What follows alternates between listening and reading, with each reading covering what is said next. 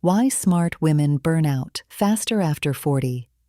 There is something that many intelligent women notice at some point after 40, but almost no one explains clearly. Life doesn't necessarily become more chaotic, and you are not suddenly less capable, yet something feels fundamentally different. Tasks that used to feel manageable now require more effort. Decisions feel heavier, and even normal days can leave you with a level of exhaustion that doesn't quite make sense. What makes this particularly confusing is that from the outside, everything still appears to be working. You are functioning, you are thinking clearly, you are still handling responsibilities, and yet, internally, there is a growing sense that your system is under strain in a way it wasn't before. And the natural conclusion many women come to is that something must be wrong with them, that they have lost discipline, resilience, or capacity. But what if that interpretation is completely off? What if this pattern follows a very specific logic, and what you are experiencing is not a personal decline, but the predictable result of how intelligent, high-processing minds interact with long-term load over time?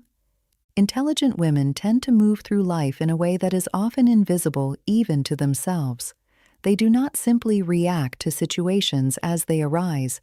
They anticipate, analyze, and manage layers of complexity simultaneously. This includes not only practical responsibilities, but also emotional nuance, social dynamics, long-term consequences, and subtle environmental signals. Their thinking is rarely linear. Instead, it operates in networks, constantly connecting information, predicting outcomes, and adjusting behavior accordingly. This ability is highly adaptive and often leads to competence, reliability, and success in many areas of life. However, it also creates a continuous background process that never fully turns off. Even in moments that appear calm on the surface, the system is still active, still scanning, still organizing.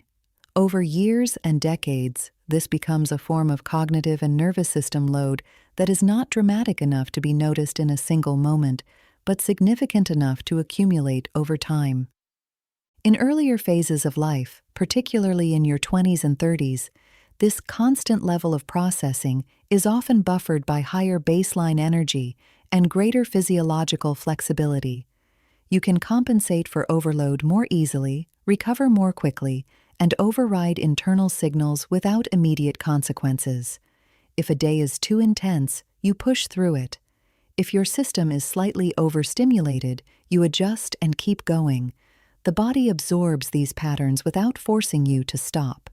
This creates the impression that your way of functioning is sustainable indefinitely. But what is actually happening is that you are operating on a compensation model.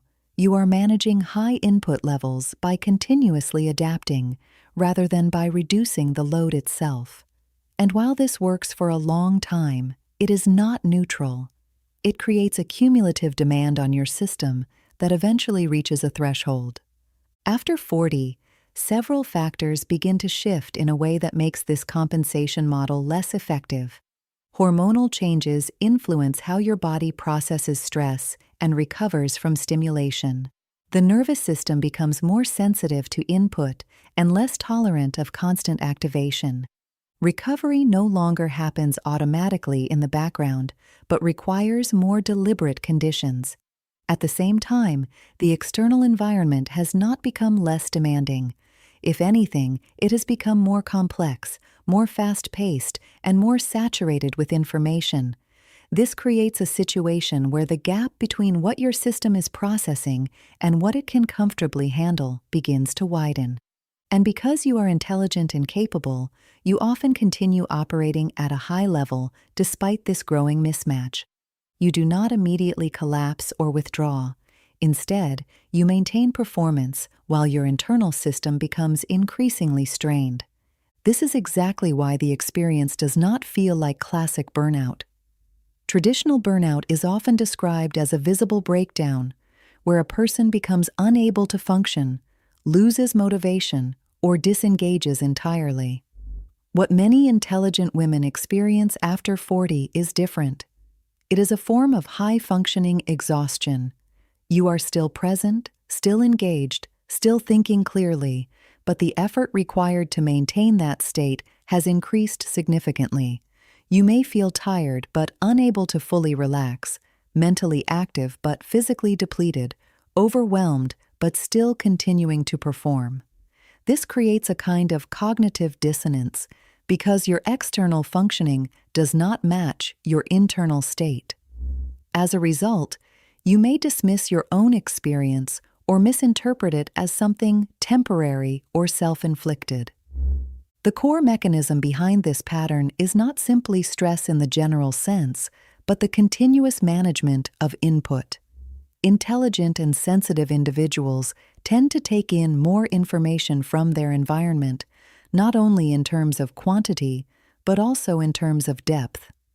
You process tone of voice, micro-expressions, subtle shifts in atmosphere, and layers of meaning in conversations. You register details that others filter out automatically. In addition to that, your cognitive system actively works with this information, organizing it, evaluating it, and integrating it into a broader understanding. This means that even a relatively ordinary day can represent a high level of internal processing.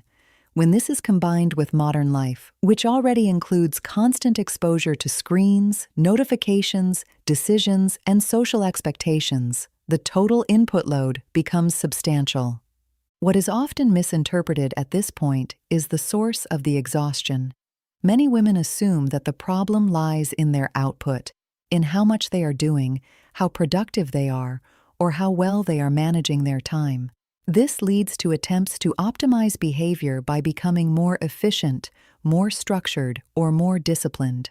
While structure can be helpful, it does not address the underlying issue if the input level remains unchanged. In fact, trying to solve the problem purely on a cognitive level can increase the load because it adds more thinking, more analysis, and more effort to an already saturated system. The real issue is not that you are doing too little or even necessarily doing too much, but that your system is processing more than it can comfortably regulate over time. The shift that needs to happen after 40 is therefore not primarily about increasing performance, but about managing input in a more intentional way. This requires a different orientation. Instead of asking how to get more done or how to optimize your routines, the more relevant question becomes how to create conditions that reduce unnecessary load on your nervous system. This does not mean withdrawing from life or avoiding responsibility. It means recognizing that your capacity is influenced not only by what you do, but by everything you take in and process throughout the day. One of the most practical starting points is learning to recognize early signs of overload before they escalate into full exhaustion. These signals are often subtle and easy to ignore. They might include a reduced tolerance for noise, a sense of inner tension, quicker irritation, or a feeling that your attention is becoming fragmented. Instead of pushing through these signals, it becomes important to treat them as indicators that your system is approaching its limit. Responding early can prevent a much deeper level of depletion later on. Another important shift is the intentional reduction of input during the day. This can take many forms and does not require drastic changes. It might mean creating small periods of silence between activities, limiting unnecessary background noise, shortening interactions that are not essential, or being more selective about the information you consume. These adjustments may seem minor, but they have a cumulative effect. Each reduction in input gives your system more space to process what is already there, rather than continuously adding new layers. It is also essential to recognize that not every problem needs to be solved through thinking. Intelligent individuals often default to analysis as their primary tool, but in a state of overload, more thinking is not always the solution. In many cases, the most effective intervention is to reduce stimulation and allow the system to settle. This can involve stepping outside, sitting in a quiet environment, or simply pausing without engaging with new input. When the nervous system has space, clarity often emerges naturally without additional effort. Finally, recovery itself needs to be approached differently. After 40, recovery is not just the absence of activity, but the presence of conditions that actively support regulation. This includes low-stimulation environments, predictable rhythms, and moments of genuine rest that are not filled with additional input. These are not optional luxuries, but necessary components of maintaining a stable and sustainable level of functioning. If you recognize yourself in this pattern, it is important to understand that your intelligence is not the problem. Your capacity to process, analyze, and manage complexity is a strength. However, without corresponding adjustments in how you manage input and recovery, that strength can become a source of strain. The goal is not to reduce your capability, but to create a system that supports it more effectively. When the level of input aligns more closely with your capacity to process and recover, the sense of constant exhaustion begins to decrease. You may find that you still engage deeply with life, but with more clarity, more stability, and less underlying tension. If this resonates with you, then this is exactly what this space is about. It is about understanding how complex, intelligent minds function after 40, and how to create a way of living that supports both your energy and your depth without pushing you into constant overload. If you want to explore that further, you can subscribe, and I will see you in the next video.